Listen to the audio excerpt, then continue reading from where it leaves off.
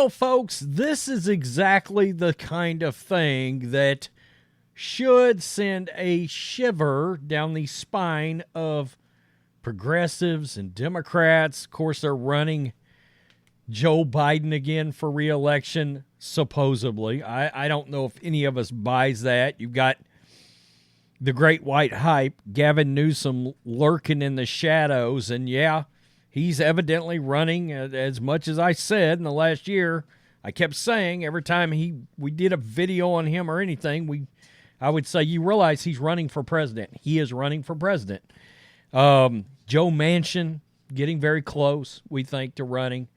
RFK Jr., he's running as an independent. Well, how many of those Democratic votes do you think are flying over to RFK Jr.? Quite a lot of them.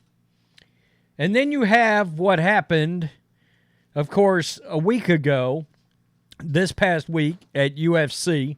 Joe Rogan was there. Of course, Joe Rogan has arguably the biggest podcast in the country, and we realize how his politics has evolved over time and the amount of people that he reaches, which is about 50 to 60 million a week. And he finally gave some commentary on his podcast about Trump arriving at the UFC event the other night. And, you know, American Badass played by Kid Rock, because Kid Rock was there. Kid Rock came out with Donald Trump along with Tucker Carlson and Dana White. You know, I'm not the biggest Dana fan right now because of this Bud Light deal, but one could even argue, you know, did Dana White run a game to cash a big old fat check off Bud Light? That's one theory, I guess you could say. But certainly Dana's not afraid to have Trump at his events. And the reason this is such a story with what Joe Rogan is trying to say here is how the narrative has evolved over time and has now changed. Because, and we'll play the clip because it's on X of what Joe said, but he said essentially that, look, if they would have a UFC event at Madison Square Garden, New York is a very radically left-leaning city. Well, he's saying it used to be a mix of boos and cheers when Trump would come out, right, at one of these events. And this is the part that should scare Democrats. It's all changed. It's all changed. All right? He said when they came out the other day, the roof was blown off the whole place. And outside of Bill Burr's lunatic-looking wife, who has made herself look this small from flipping the bird at Trump, it was clear she was very, very, very much in the minority of that reaction. And it's the change in reaction from these people to Donald Trump and the rest of them that came out, as he has now labeled them the right-wing Avengers. It's funny, one of our supporters who's trying to build a platform reached out to me yesterday, and he said, which one would Donald Trump be? Which Avenger would he be? And I said, well, if we're working with a different comic brand, I would be like he's Batman. I mean, easy peasy, rich guy. You know, you get it, hero. But I said it's Iron Man. You know, it's Iron Man. Now you can put Kid Rock and Tucker and Dana wherever you want them. But he came out, and it was like a superhero had walked in. And that narrative that's changed in New York City, well, that tells you a lot. The comedian, I got the Gateway Pundit, and we've got the actual sound from this. Comedian, podcaster, longtime UFC color commentator Joe Rogan described the scene reminiscent of a superhero film. Quote, he walks out to Kid Rock's American Badass with Kid Rock, Tucker Carlson, walking in like the right-wing Avengers.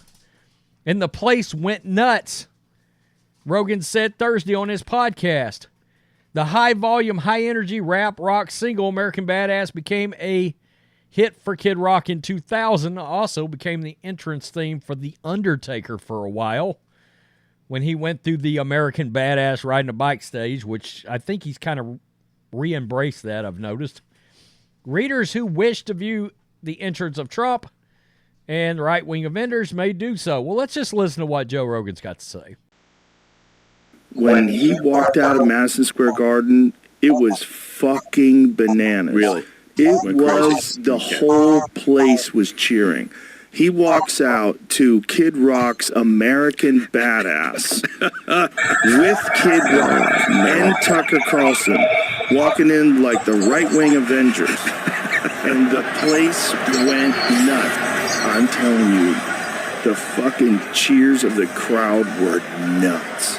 I mean, it was overwhelmingly in support of him, and it lasted a long time. I mean, it was a roll. I mean, you had to hear what the crowd sounded like before he walked in, and then we did. I mean, it was just overwhelming cheers for like over a minute.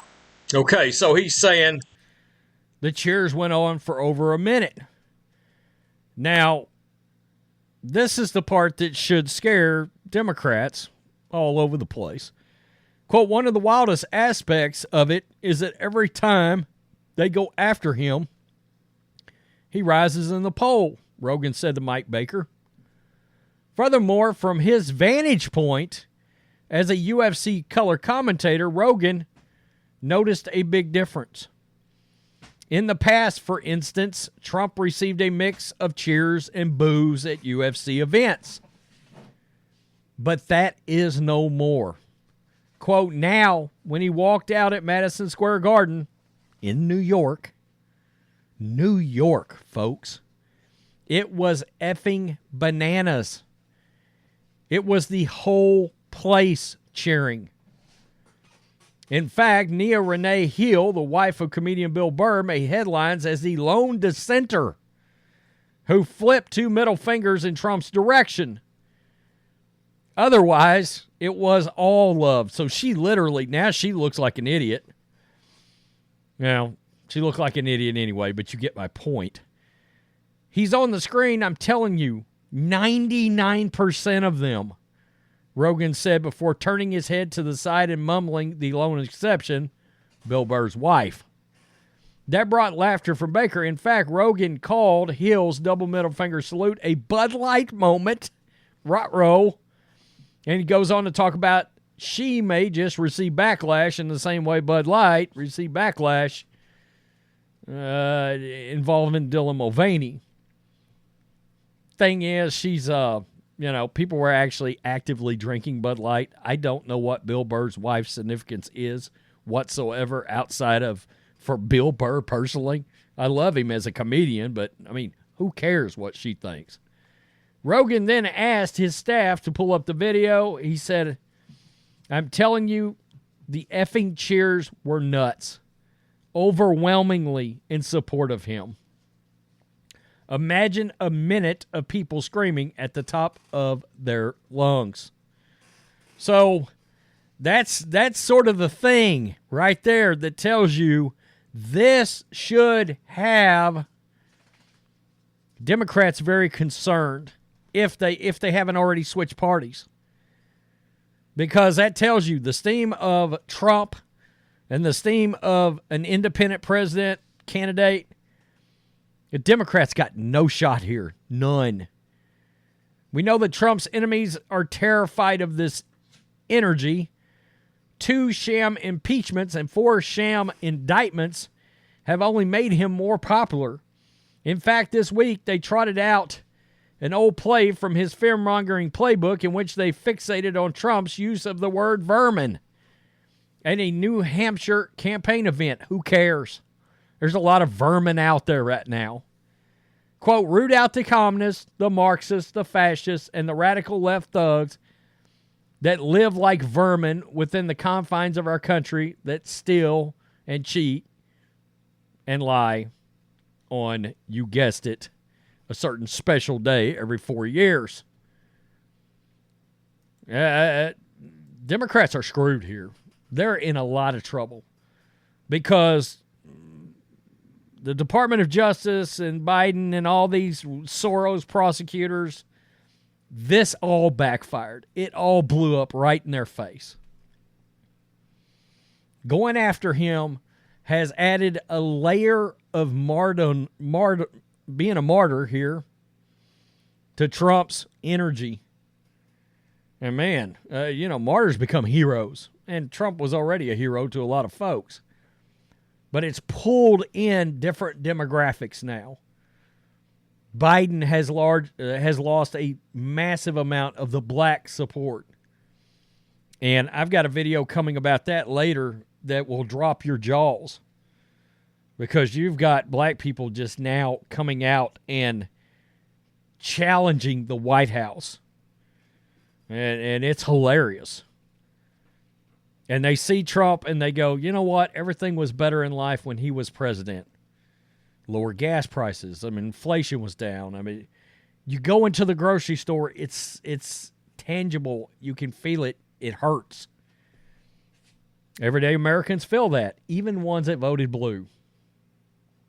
And you add in all the radical Hamas support, and then the Democrats are in a hell of a lot of trouble now. So I found this interesting right-wing Avengers. I love it. I love that. That's awesome. But it's clear, the blue party, I mean, look, they got rumors. Dwayne Johnson, Michelle Obama. I mean, they're just trying to, it's like, who do we have in a Rolodex that somebody might cross over and vote for back on our side? I mean, hell, you have Dwayne Johnson acknowledging, I got friends that like Trump, and he distanced himself from Biden after hypocritically endorsing him on video. And the more hypocritical thing about that whole thing is everybody knew Dwayne Johnson was a freaking Republican and had been for ever since I can remember. I mean, he's a Republican in the same vein as Arnold Schwarzenegger's a Republican, but you get the point. Tell me what you think. Peace. I'm out. Till next time.